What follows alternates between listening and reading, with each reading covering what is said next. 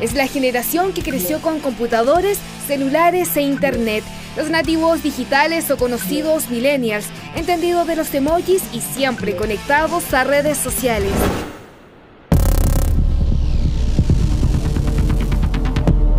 Pero hoy también son los que enfrentan un complejo escenario. El sueño de la casa propia se les volvió inalcanzable. No, es algo que se ve complejo y de hecho a veces uno lo ve hasta inalcanzable.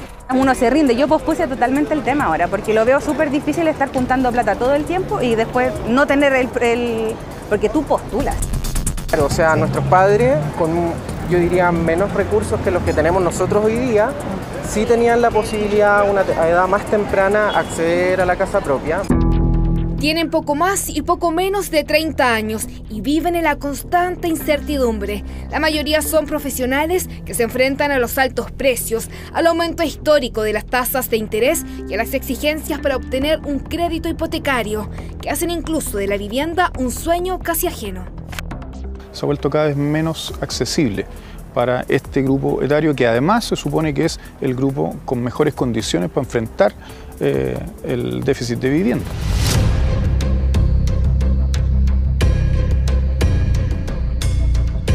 Un panorama donde prima la angustia de jóvenes por no poder independizarse. Si ya no pueden comprar una propiedad, entonces, ¿tendrán que arrendar para siempre?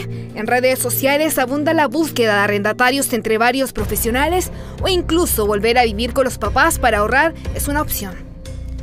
Y que van desde el arriendo de pieza hasta compartir un departamento, hasta juntar dos hogares o personas diversas en una misma vivienda para abaratar los costos, privilegiando otras variables como por ejemplo la localización.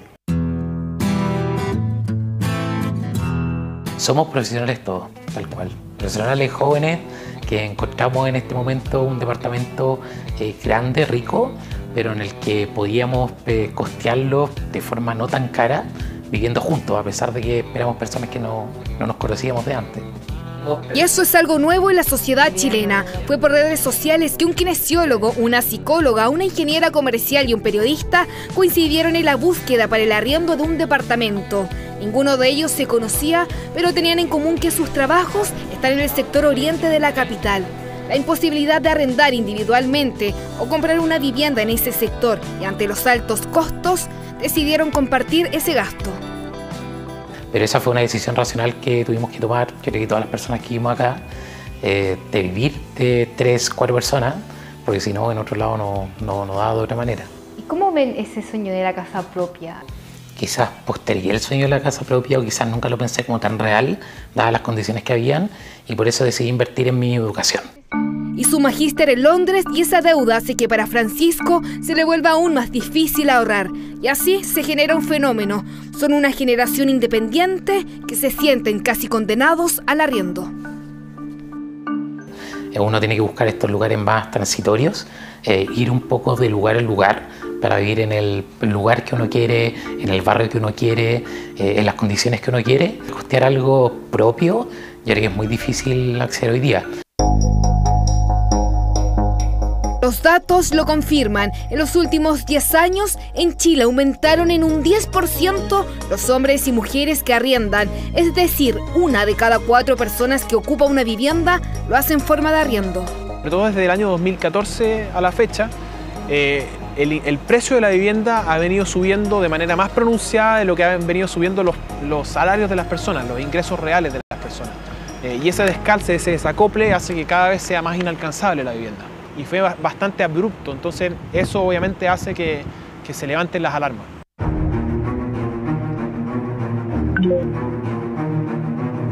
Un golpe de realidad, porque lo concreto es que los precios de las viviendas aumentaron casi 5 veces más que los sueldos. Si en 2004 era posible obtener una vivienda, el desacople se agudizó en 2014. Los más golpeados, los menores de 35 años. Si en 2009 más del 52% era propietario de una casa, en 2022 esa cifra se redujo al 35%. Antes no se pagaba IVA por la vivienda, hoy día sí se paga. Eso aumentó los precios, por ejemplo, en un 12%. Entonces, si aumentan los precios y los salarios no suben en el mismo nivel, lo que termina pasando es que la vivienda se encarece mucho. Hoy día está cada vez más inaccesible y por lo tanto tenemos una generación que le está haciendo muy difícil acceder a su vivienda.